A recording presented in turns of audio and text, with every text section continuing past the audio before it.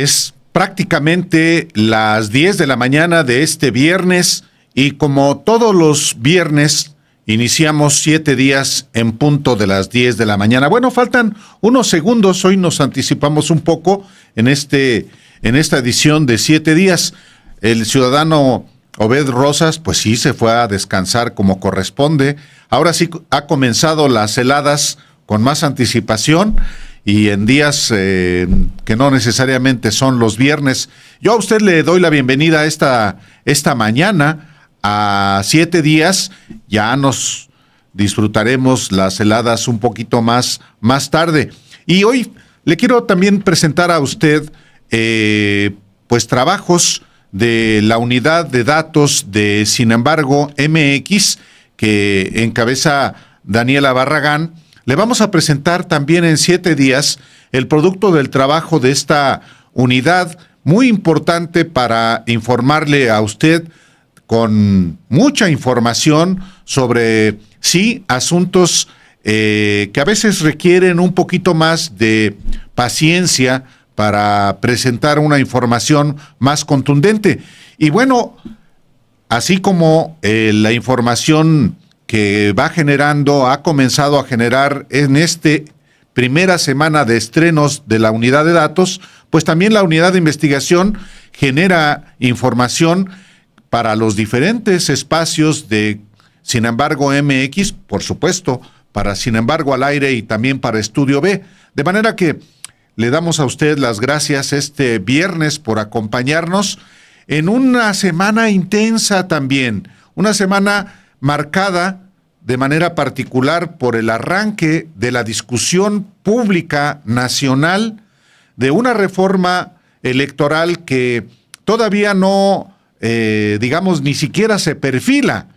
Hay apenas unos esbozos de lo que será esta reforma electoral que ha sido exigida por muchos mexicanos, en particular en el aspecto del dinero público que se destina a los partidos políticos, a los organismos electorales, a quienes participan directamente en las actividades políticas electorales de nuestro país. Sí, ha sido un arranque intenso porque sí, la presidenta Claudia Sheinbaum nombró a Pablo Gómez como el coordinador de una comisión gubernamental que, como su nombre lo dice, pues es del gobierno. Y lo que ha generado de inmediato es que ¿cómo es posible que no se incorpore a nadie de la oposición? Pues no, porque es una comisión gubernamental integrada por servidores públicos que en todo caso van a diseñar una propuesta de reforma, pero el ámbito de deliberación por ley y porque así lo establece la Constitución es el Congreso, es el constituyente permanente, la Cámara de Diputados, la Cámara de Senadores y no se olvide también la mayoría de los congresos locales. Ese es el constituyente permanente que delibera y que diseña y termina por votar una reforma, cualquiera que sea a nivel constitucional. La reforma electoral que está en curso, pues obviamente tendrá que ser a nivel constitucional. De otra manera, solamente podrían aprobarla la Cámara de Diputados, la Cámara de Senadores, con mayoría absoluta, es decir, la mitad más uno de la Cámara de Diputados y del Senado. Pero tratándose de los recursos que se destinan a los partidos políticos, sí va a tener que generarse una reforma constitucional. Si de lo que se trata es de disminuir o desaparecer los plurinominales, tanto senadores como diputados, obviamente va a requerir una reforma constitucional y estarán involucrados por ello diputados federales, senadores y diputados locales en los estados. Entonces, es un proceso que realmente apenas inicia. Ha dicho Pablo Gómez y lo dijo en una primera entrevista con los periodistas que todo el mundo será escuchado. Por supuesto, serán escuchados los opositores, serán escuchados los expertos, serán escuchados todos aquellos mexicanos, y no solamente mexicanos, pueden evidentemente participar también expertos extranjeros en la confección, en el diseño de esta reforma político-electoral, que naturalmente todos los mexicanos también debemos estar al pendiente de que evidentemente se debe preservar la autonomía, la independencia de los órganos encargados de organizar los procesos electorales.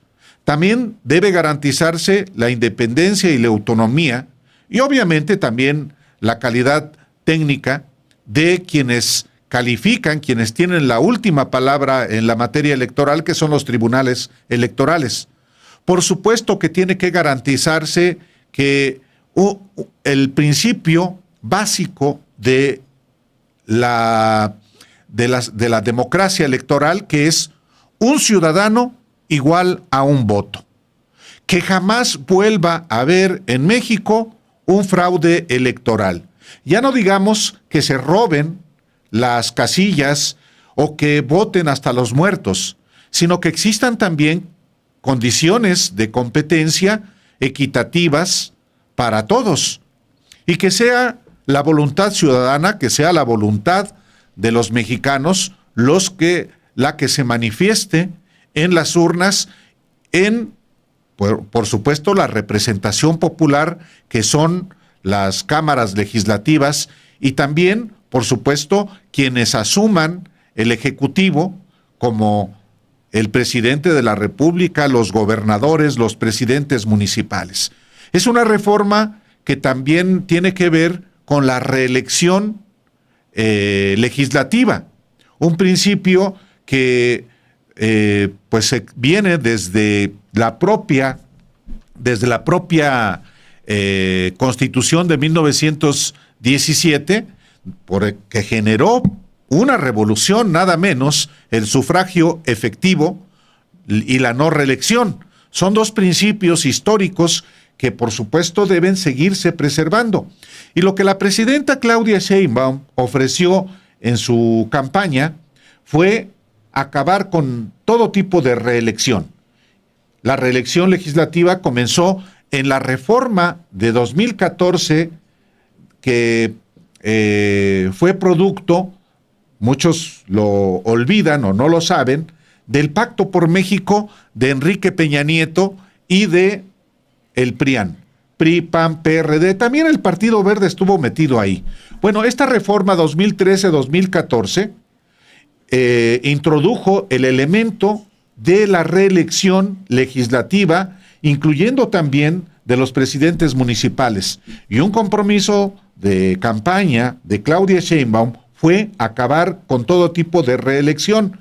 Por tanto, esta reforma que comienza a discutirse incluirá la terminar con la reelección legislativa que existe actualmente. También hay que recordar, y para eso utilizo esta introducción, que la reforma 2013-2014 de Peña y el Pacto por México se utilizó para preservar la presidencia de Lorenzo Córdoba durante 9 años en el Instituto Nacional Electoral. El Instituto Federal Electoral desapareció con esa reforma y se dio lugar a la creación del Instituto Nacional Electoral. Y eso garantizó que Lorenzo Córdoba estuviera en la presidencia del INE hasta el 2023. No solo él, sino el secretario ejecutivo del viejo IFE pasó a ser el secretario ejecutivo del Instituto Nacional Electoral, y toda una parvada de funcionarios electorales que evidentemente pues están enojados con una reforma como la que se está planteando ahora, y que tiene aterrados no solamente a ese grupo, sino a los partidos políticos de la oposición, el PRI, el PAN, y también hay que decirlo, también está aterrorizando a el Partido Verde y al Partido del Trabajo. Qué bueno que se estén manifestando las posiciones, qué bueno que inclusive el Partido del Trabajo, el Partido Verde, que son aliados de Morena, también lo manifiesten. Y qué bueno que también lo manifiesten quienes están en contra de que desaparezcan los legisladores plurinominales o que disminuya el financiamiento público a los partidos políticos. Lo importante es que se discuta ampliamente este tema y también que evidentemente no regresemos a una época en la que el gobierno organice los procesos electorales. Por eso hay principios importantes que hay que preservar de la función electoral y esos ya están contemplados en la propia Constitución. Que no se le olvide a nadie. En el artículo 41 de la Constitución se establecen cuáles son los principios rectores de la función electoral. Obviamente, la legalidad, obviamente, la objetividad, obviamente, la independencia, obviamente, la autonomía y, por supuesto, la certeza. Que todos sepamos a qué atenernos en la función electoral. Que los servidores públicos que organizan y que resuelven los conflictos en materia electoral sean verdaderamente independientes y no estilo Luis Carlos Ugalde y no estilo Lorenzo Córdoba y no estilo, como en su momento, Leonardo Valdés Zurita, personajes que no vieron prácticas de defraudación electoral y que eso les garantizó efectivamente que tuvieran esos cargos.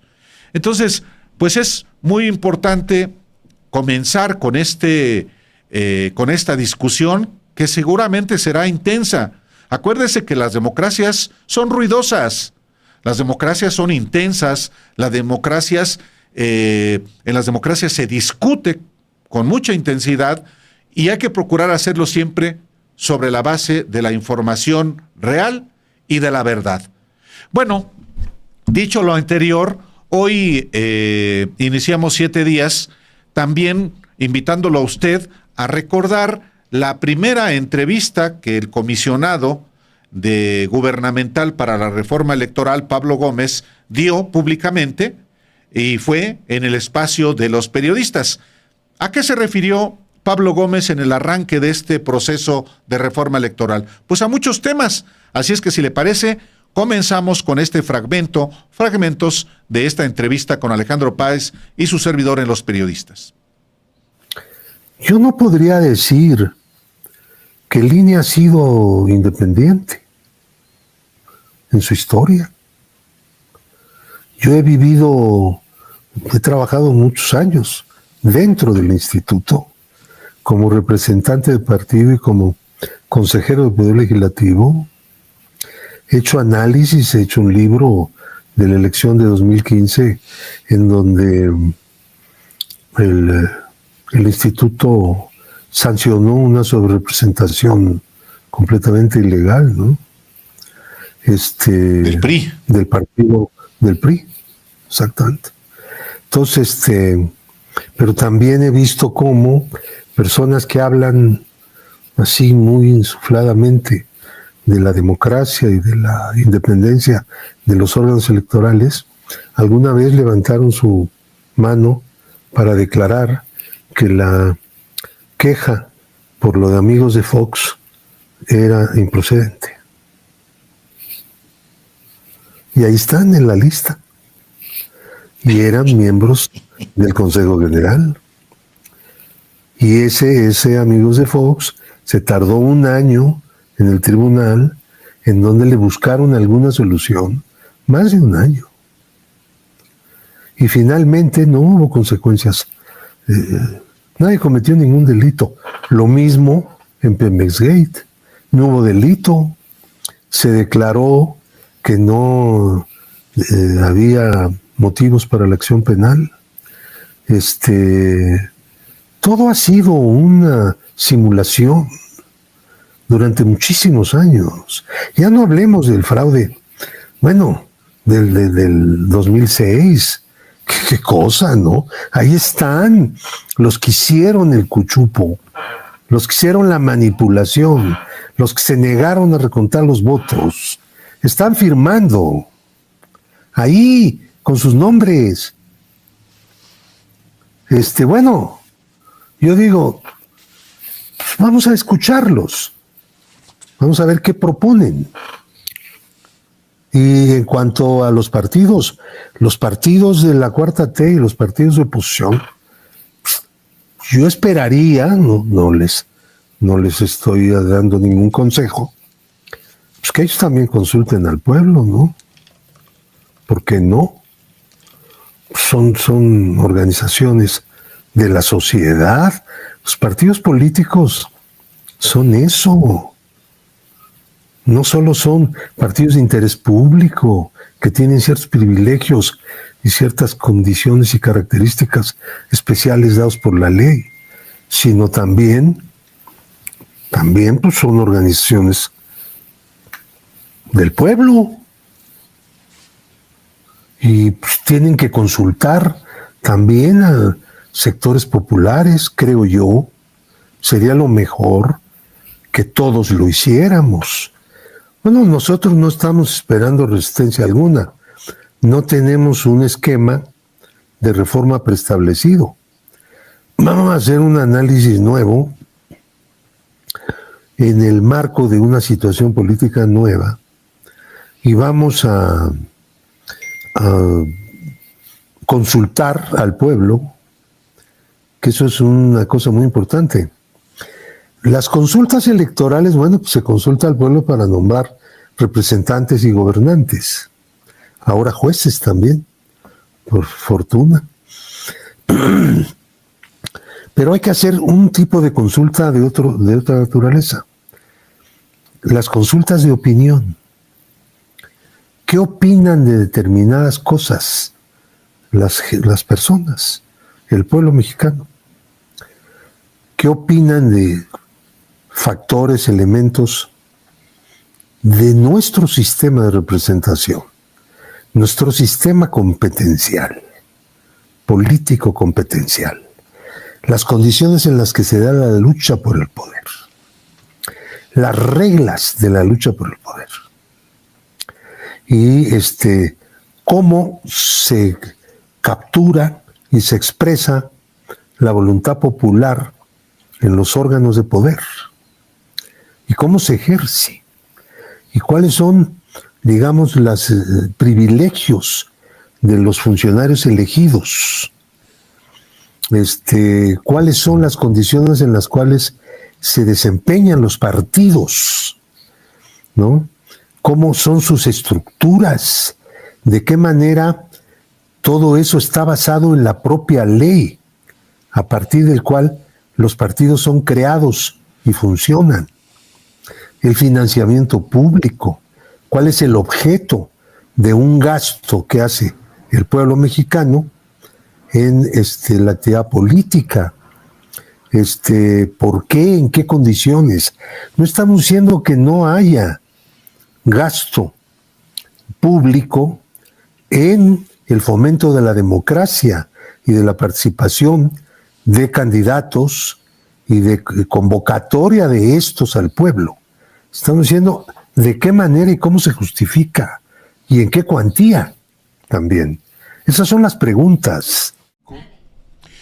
Pues eso es lo que Pablo Gómez, el comisionado gubernamental para la reforma electoral, adelantó sobre la reforma que viene y que tiene aterrorizada a la oposición.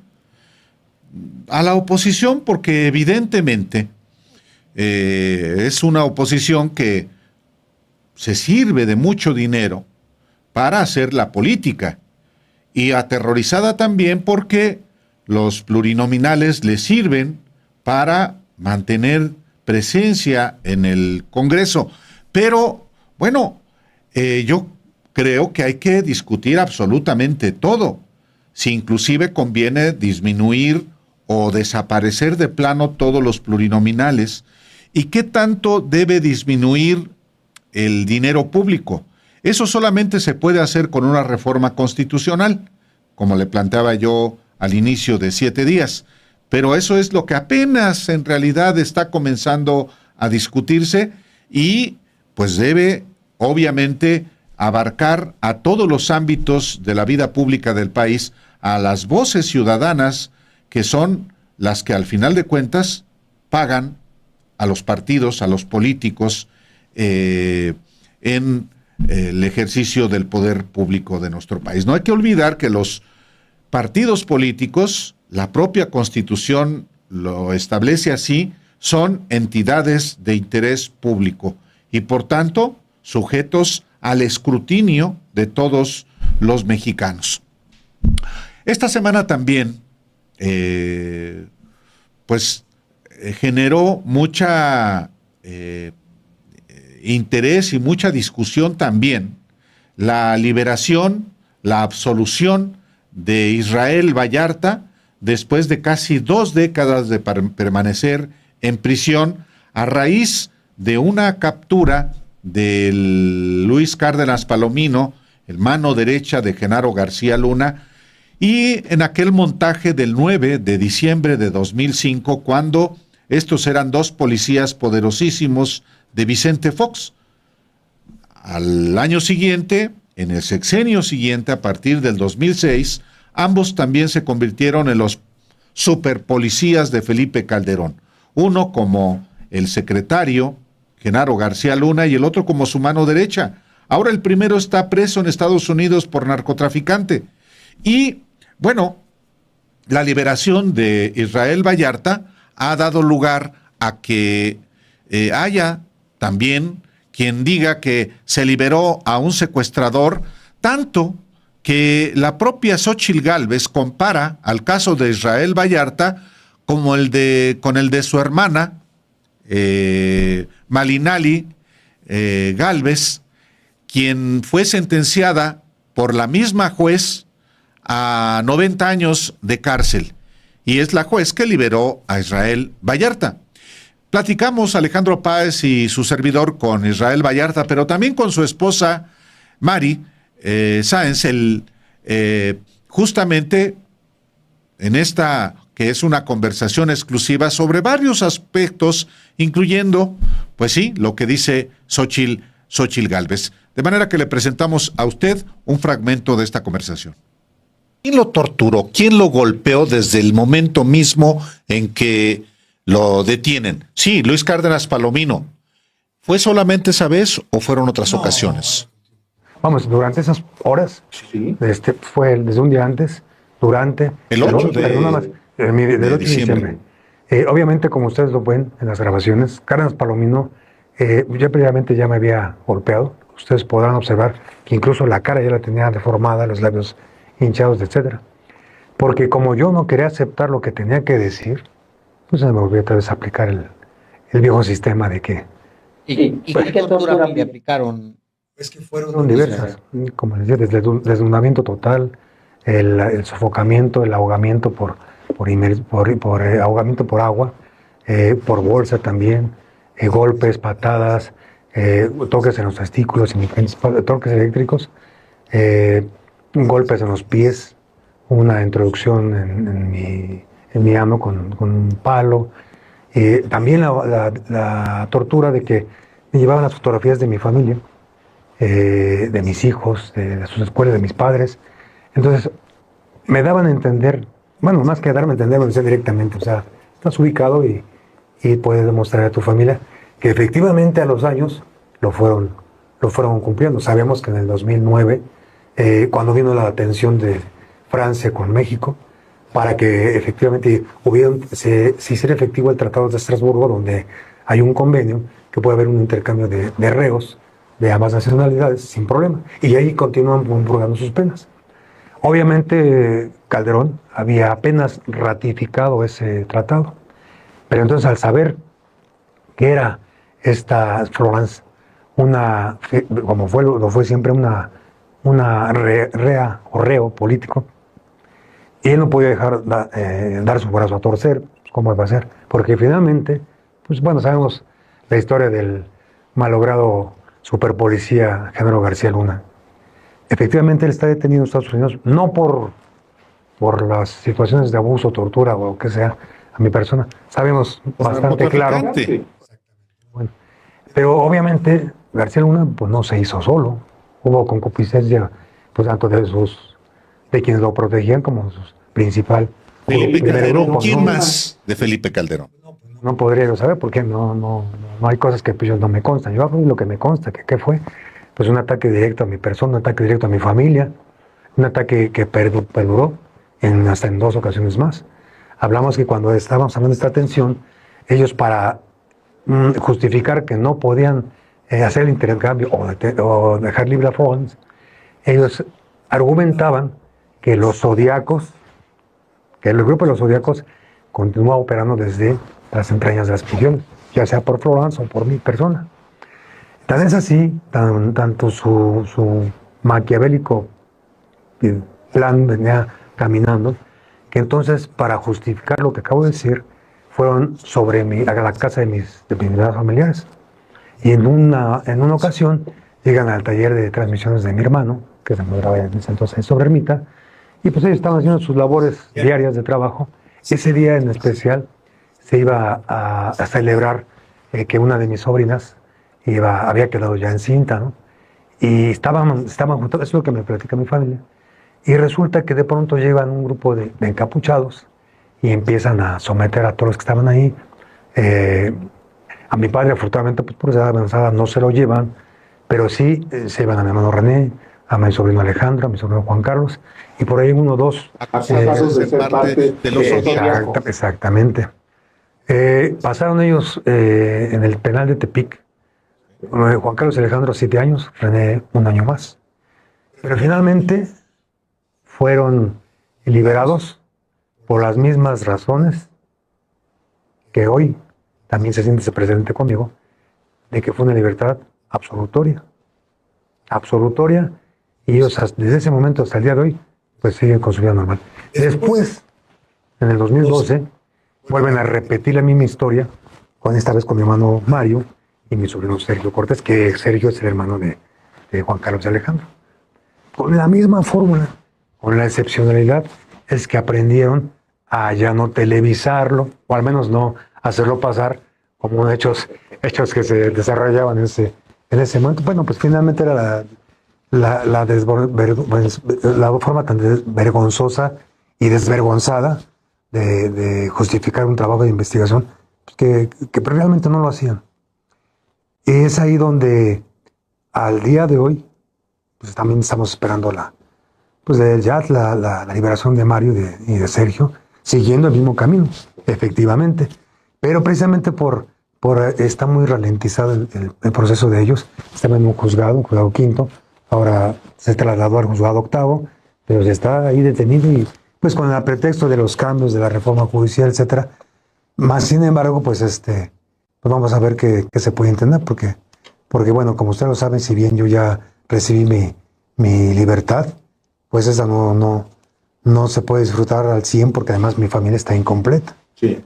Y pues para que se complete y se pueda concretar que efectivamente es una libertad absolutoria para mi persona y para mis demás familiares, pues también se tiene que dar se hace el mismo camino para mi hermano y mi sobrino. ¿Qué le dice ahora sí a Xóchitl Gálvez, Israel? Bueno, Efectivamente, que agarre su casita de campaña, como hizo mi esposa, que aguante fríos, calores, lluvias, y tropelías que hacen algunos tipos por ahí, o tipas, agresiones, amenazas. que aguante. Y sí, es bueno, es válido que luche por su familia, por supuesto. Que es válido. Es válido. Que lo haga y la apoyamos con todo gusto para que sepa, para demostrar, sí, con todo gusto la apoyamos para demostrarla, si es inocente, y lo digo, para demostrar la inocencia de su hermana, pero que no de tantos años, porque hasta ahorita se va a tomar en cuenta el caso de Israel cuando nunca lo pronunció. Nos la encontramos un día y comentamos de que el caso Vallarta le dio pena, nos comentó que le da pena la situación que lleva, más sin embargo nunca recurrimos a nadie. ¿Qué les contestó esa vez que se la toparon? Cuando se lo Que le toparon. daba pena que la situación fue cuando estaban Ay, qué pena y que ya sí, como un que ojalá poquito- que saliera pronto y eso y lo otro. Entonces yo sí lo digo directamente sí, a Xochitl Gálvez, con todo respeto, para mí, yo siempre me digo con todo respeto, no pueden salir ya a decir, ay, como el caso, como a Vallarta también necesito que se liberen a su hermana. La invito a que aprenda, a que vengan a darse lucha de campo, lucha de resistencia, de persistencia, y que sepa para que veas todo lo que pasamos para poder lograr demostrar cómo, no nada más de palabras, sino con documentos, demostrarle aquí y allá, presentarle hasta en manos al principio del presidente López Obrador en mano, en el Zacalco, que lo logré conseguir para que viera y valorara, y que y aún así, esta lucha se hizo a través de nosotros. La Suprema Corte de Justicia de la Nación llega a su fin. A partir del 1 de septiembre, en cosa de 20 días, iniciará una nueva etapa de la Suprema Corte de Justicia de la Nación. Pero antes de terminar esta etapa, en particular en la segunda sala, la Suprema Corte de Justicia de la Nación se despide de la peor manera. Ampara a Lorenzo Córdoba Vianello, quien como consejero del Instituto Nacional Electoral se burló de indígenas, de miembros de pueblos originarios. Alega que fue espiado y que fue una grabación producto de este espionaje cuando fue exhibido como racista. El hecho ocurrido en el 2015 fue consignado en un libro de texto gratuito y la Suprema Corte de Justicia de la Nación lo protegió, lo amparó, le hizo valer el derecho al honor y, sin embargo, pues por supuesto que esta decisión de la Suprema Corte de Justicia de la Nación tiene efectos legales, pero ¿quién duda que Lorenzo Córdoba es un racista por la forma en cómo se expresó entonces? Sí, en privado, pero si lo hace en privado perfectamente lo puede hacer en público. Efectivamente, le presentamos enseguida este trabajo que tiene que ver con este personaje que se volvió multimillonario como funcionario electoral.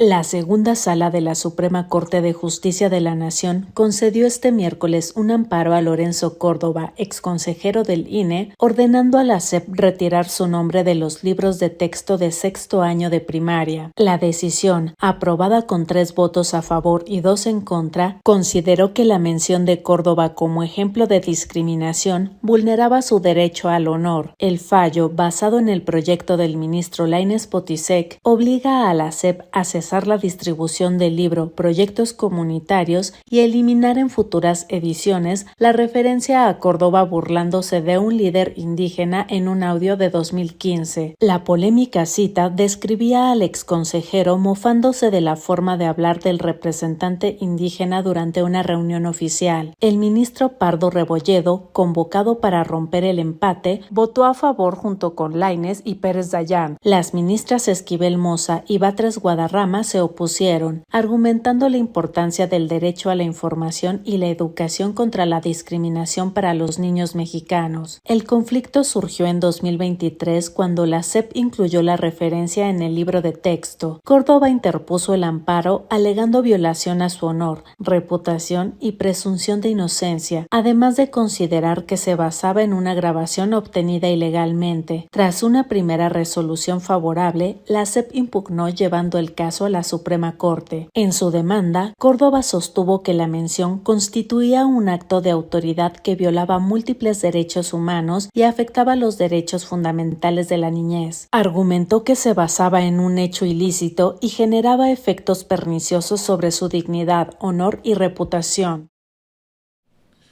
¿Qué dijo la presidenta Claudia Sheinbaum sobre esta resolución sobre Lorenzo Córdoba? Bueno, escuchémosla. Que por cierto, Las movieron cada 15 días.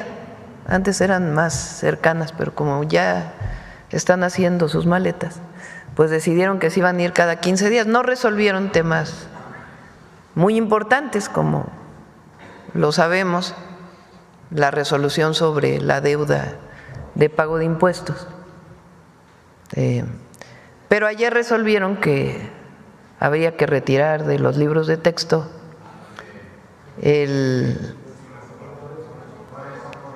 lo que dijo Lorenzo Córdoba en una llamada de teléfono, pero lo vamos a recordar para que…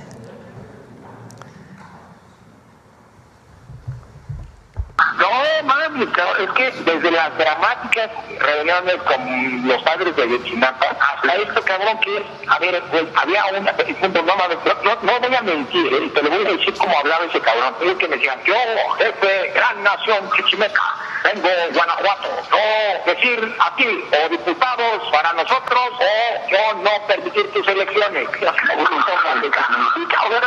Cuando te estoy diciendo que no va a decir, es que este güey, yo no sé si sea cierto que hable así, cabrón, pero no mames, dio mucho llanero solitario, cabrón, con eso de toro, cabrón, no mames, cabrón, no, faltó decir, que le faltó decir, yo, gran jefe de toro centavo, líder, gran nación chichimeca, no mames, cabrón, no mames, cabrón. Vamos a recordar, vamos a ponerle subtítulos, mañana lo pasamos, mañana es viernes, lo pasamos otra vez con subtítulos para… ¿lo pueden poner ahorita? Bueno, búsquenle los subtítulos y ahora lo ponemos, porque no se oye bien, pero hay que recordar, esta es una llamada de teléfono entre el presidente del Instituto Nacional Electoral y otra persona, consejero, o era el secretario ejecutivo. Esta llamada se filtra en un medio, nadie la negó, es decir, en realidad ocurrió. Y fíjense nada más lo profundo de esto. El Instituto Nacional Electoral, el encargado de llevar a cabo no solo elecciones, sino de garantizar la democracia. Digo democracia porque en el 2006 no había democracia. En el 2012 en la compra de votos no hubo. Y muchos otros que podemos platicar aquí. Pero esa persona que debería ser ejemplo, presidente del INE o presidenta del INE, de reconocimiento de los pueblos indígenas, de garantizar que no hubiera racismo, clasismo en nuestro país, platica con un amigo suyo, porque más allá de que trabajaran juntos, pues evidentemente la relación que hay ahí es de amistad, de una forma racista, clasista, ofensiva, sobre personas que fueron a verlo, que eran de un pueblo indígena. Se decide poner, por quienes elaboran los libros de texto, en un libro de texto, como un ejemplo de que no puede ser que las autoridades que representan al país, en este caso el Instituto Nacional Electoral, pues tengan este lenguaje y esta visión racista. Ayer decide una sala de la Corte que se retire este contenido de los libros de texto. Desde mi punto de vista, y yo creo que desde muchos, esta Corte se va caracterizada por liberar delincuentes, por usurpar funciones del Poder Legislativo, y cierra su ciclo con el racismo, con una acción que promueve el racismo. Ellos dicen que es para protección de la persona, Pero lo cierto es que era un servidor público en su momento. Y es muy importante que en los libros de texto de nuestro país quede claro que no puede haber en nuestro país ni racismo, ni clasismo, ni cualquier forma de discriminación.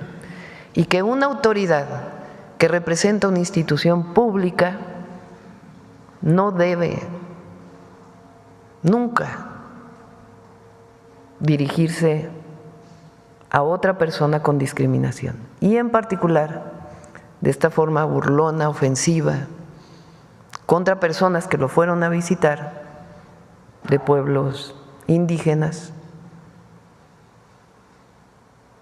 pidiendo su participación. Entonces, como presidente del INE. Entonces, bueno, cierra la Corte con esta resolución. Por supuesto que, bueno, vamos a ver con la Consejería Jurídica si hay todavía un recurso para ello, porque finalmente la decisión de la Corte, si no hay recurso, pues tiene que verse ya la resolución por parte de la Consejería Jurídica. Pero sí es importante que se tome nota, porque los libros de texto se están repartiendo ahora, en todo caso sería para la siguiente edición y tendría que ver la Consejería Jurídica si hay algún mecanismo. Pero lo que es importante es por qué cambió el Poder Judicial. ¿Por qué el pueblo de México? Porque fue el pueblo de México, al votar en el 2024, toma la decisión del Plan C para cambiar al Poder Judicial en México. Entonces, esto se tiene que seguir recordando. Lo primero que debería de haber habido era una disculpa pública. Pero no la hubo. ¿Por qué? Pues porque defiende su punto de vista. O sea, mucha hipocresía, porque hablan de democracia,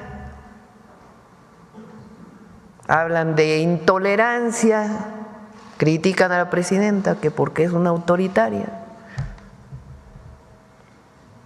a la 4T que porque nos dirige al autoritarismo. Pero esto sí.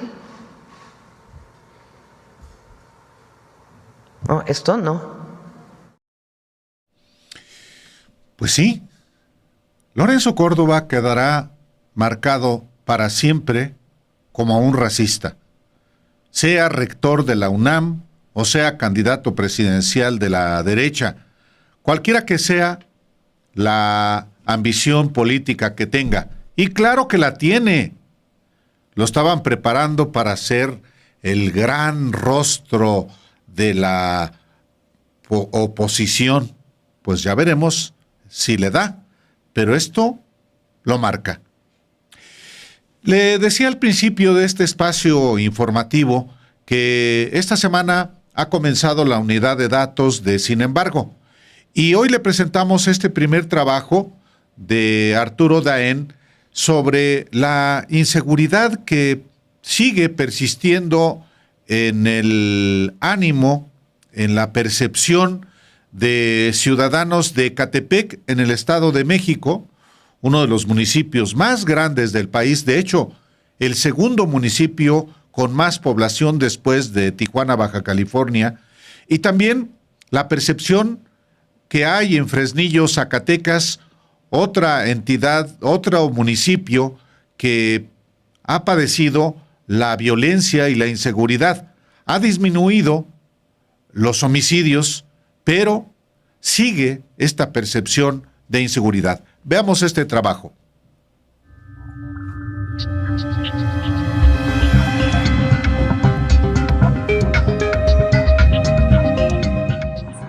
¿Por qué la gente vive con miedo en Ecatepec? Aunque en los últimos años han bajado ciertos delitos, al menos en las cifras oficiales, en la encuesta más reciente del INEGI, de nuevo 9 de cada 10 personas dijeron sentirse inseguras.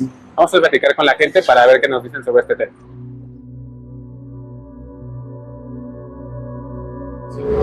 Sí está bastante fea, sí está peligrosa. En el día, en la noche, en la tarde, a todas horas. Pues vayas como vayas. Ahorita yo estoy arreglada, pero he salido hasta en pijama y te acosan y sí te molestan y todo. Me han asaltado, me han seguido, inclusive hasta policías de aquí me han seguido los policías. O sea, ya ni siquiera pues es solamente como la gente, también la seguridad. Uno pensaría que se puede apoyar en ellos y a mí en mi caso hasta me han molestado hasta policías. O sea, bueno, aquí en Ecatepec yo lo siento igual, no siento ni mejora ni empeora, es algo que pues desde que yo soy chica y he vivido aquí ha estado presente todo el tiempo. Ecatepec debutó en la encuesta ENSUS del INEGI como la ciudad con más temor entre la ciudadanía, con 95% de percepción de inseguridad en 2016. Para el 2022, la percepción de inseguridad bajó hasta el 82%, pero en junio de 2025 de nuevo repuntó al 90%, solo por debajo de Culiacán. Los habitantes de Ecatepec se sienten inseguros en sus propias casas, en las calles y en el transporte.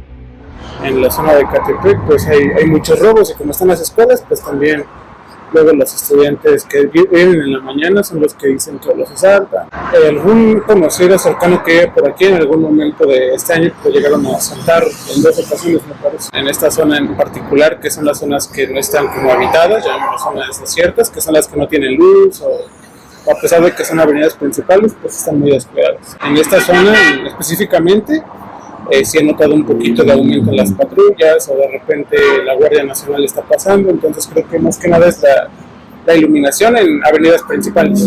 Pues hay mucha delincuencia y patrullas casi no hay, no pasa. A mi nieto lo asaltaron allá abajo del puente. Yo vivo aquí a una cuadra y se metieron a mi domicilio hace 2 años. Nos robaron pues cosas materiales, pero pues el problema es el trauma que te queda, ¿no? La inseguridad. Estábamos mi hija de 15 años, mi mamá y yo, y hasta la fecha es algo que mi hija todavía no supera.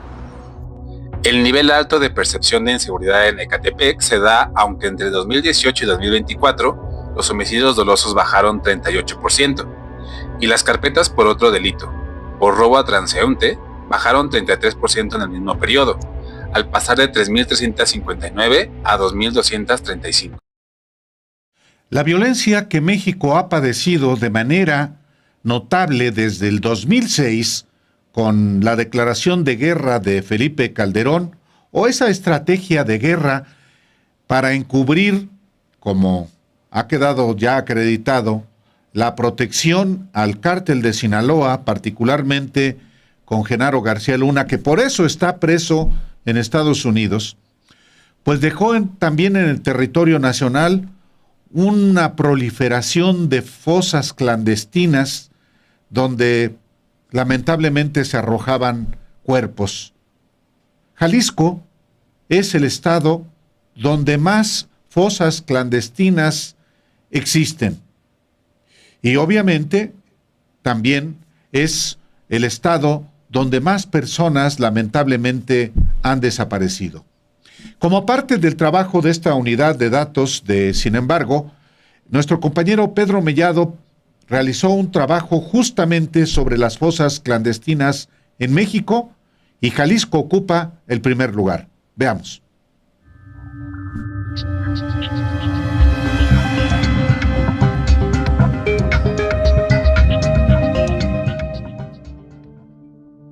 Forman parte del mismo abismo de los horrores, que estremecen de angustia y dolor los corazones de quienes buscan a sus desaparecidos, a quienes se presume podrían haber sido víctimas de homicidios dolosos y a quienes podrían estar entre miles de cuerpos sin identificar en las morgues de todo el país.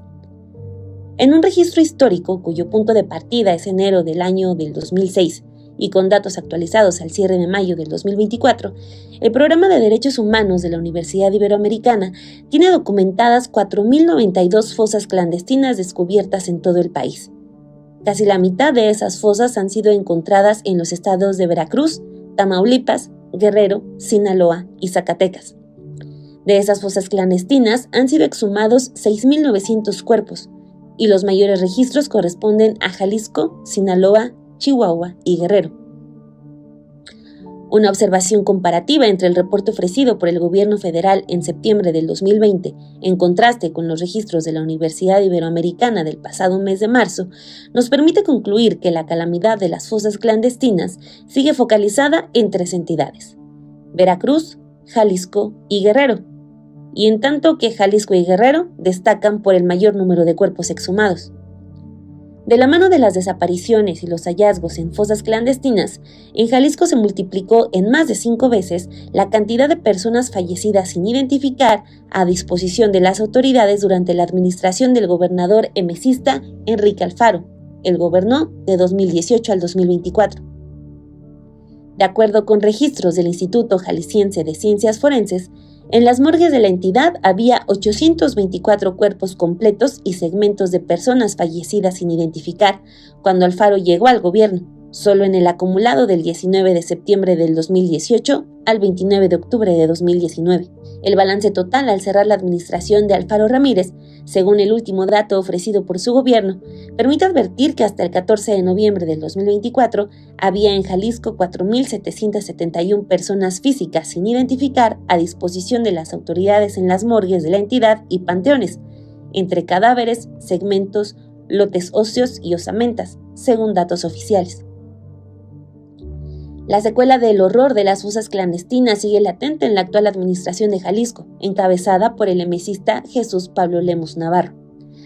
A unos metros del Centro Universitario de Ciencias Biológicas y Agropecuarias de la Universidad de Guadalajara, un terreno donde se construía un fraccionamiento se convirtió en escenario de una de las excavaciones forenses más extensas del año. Hasta el reciente miércoles 16 de julio del 2025, se habían extraído 249 bolsas con restos humanos de una fosa clandestina en el predio de la colonia Las Agujas. El hallazgo, dividido en 2 fases, fue realizado por autoridades locales en conjunto con colectivos de familiares de personas desaparecidas, principalmente el Grupo Guerreros Buscadores de Jalisco. Los primeros hallazgos comenzaron en febrero del 2025, cuando trabajadores de la construcción dieron aviso tras localizar restos en el predio. En aquella etapa, la Fiscalía del Estado exhumó 169 bolsas en el área bardeada del terreno. El horror y el dolor no tienen tregua ni reposo en Jalisco. ¿Por qué desaparecen jóvenes en Jalisco, en Durango, en Sonora?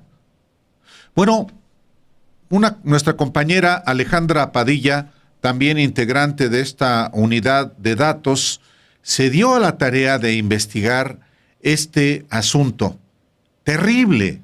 Jóvenes que desaparecen, y este es el resultado de este esfuerzo de Alejandra. Veamos.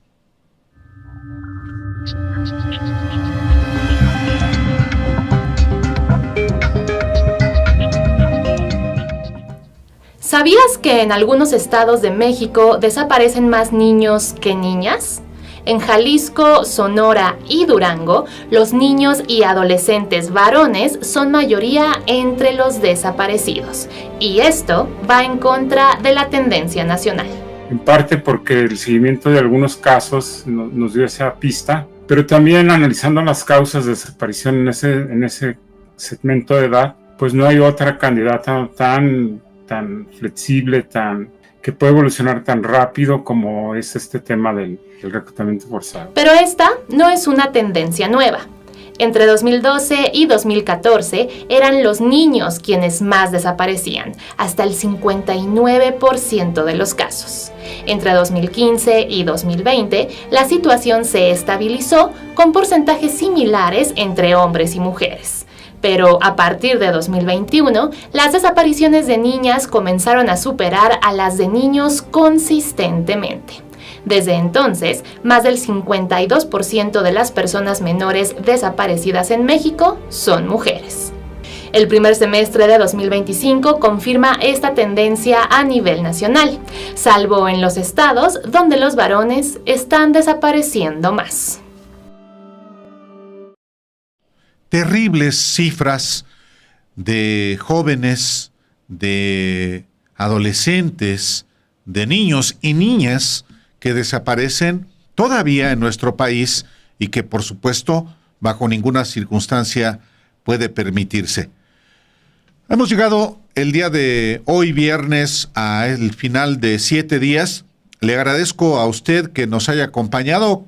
Dentro de 8 días le presentaremos más información, producto del trabajo de todos los compañeros que trabajamos en Sin embargo MX, de la unidad de investigación, de la unidad de datos y del trabajo cotidiano que hacemos en los diferentes espacios. Le agradezco a usted que nos haya acompañado y naturalmente le doy las gracias también a quienes desde el principio nos estuvieron acompañando el día de hoy. Gracias a Rodolfo Salas, gracias también a Quedamos Menos, a José Vallecito, a Iván Estrada, a Dolores Alemán, a Julia Vizcarra, muchísimas gracias, a Ernesto BG, a Ernesto Beltrán, muchísimas gracias por darnos like. No se vaya sin darnos like, ya sé que es viernes de inaugurar el fin de semana, pero pues le agradezco a usted ese like que potencia este espacio informativo que sigue a Café y Noticias. Y bueno, lo espero a las 6 de la tarde con Alejandro Páez Varela en Los Periodistas, ya para inaugurar el fin de semana. Y también, antes de irme, le digo que si usted quiere ir a Los Periodistas en el Canal 11, pues lo puede hacer. Hay un número telefónico al que usted puede comunicarse, le devuelven la llamada, le dan todos los datos y pues nos vemos los domingos a las 6 de la tarde en Canal 11. Hoy, muchas gracias y que tenga un gran fin de semana.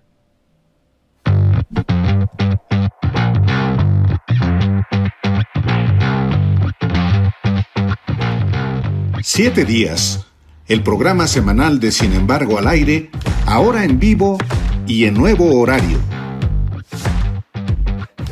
Ahora nos encontraremos con usted todos los viernes a las 11 de la mañana, después de Café y Noticias. Como todos los viernes, le presentaremos el trabajo del equipo de investigación de Sin embargo, con reportajes, entrevistas, crónicas, hallazgos. Recuerde, viernes a las 11 horas con Obed Rosas y Álvaro Delgado por Sin embargo al aire.